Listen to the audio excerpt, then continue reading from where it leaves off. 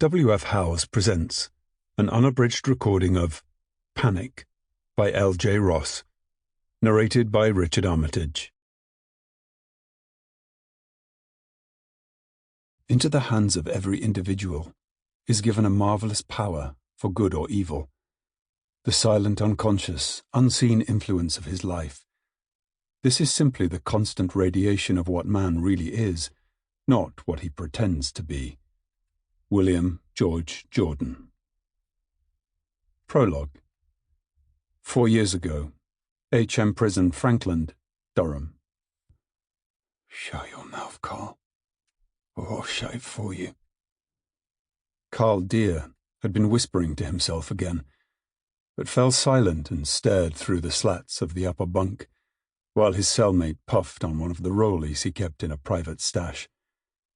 Gavin Gaz Compton was a man with a big street rep, not merely because he'd been convicted of murdering at least 15 people, discounting those the police would never know about, but because he was a career criminal hired by gangs around the country to enforce their laws. A man like that had no fear, no remorse, and no limits. Imprisonment hadn't impacted Gav's life too much, all things considered.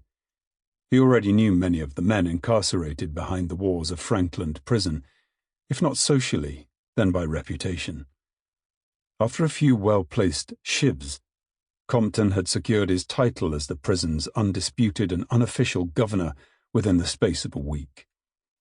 No money or contraband changed hands without Gav taking his cut, and he had most of the screws in his pocket, all except a frustrating few who refused to be corrupted, but he was working to leverage that.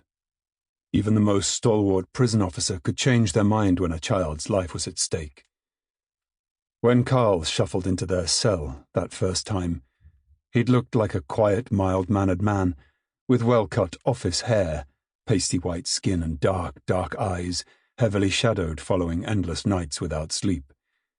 He'd walked as though in a trance, clutching his bedding and towel tightly to his chest, for all the world as if he was surprised to be there.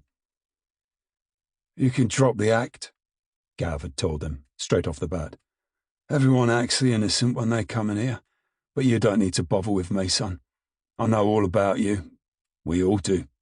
You're even more messed up than half the blokes in here, and that's saying something.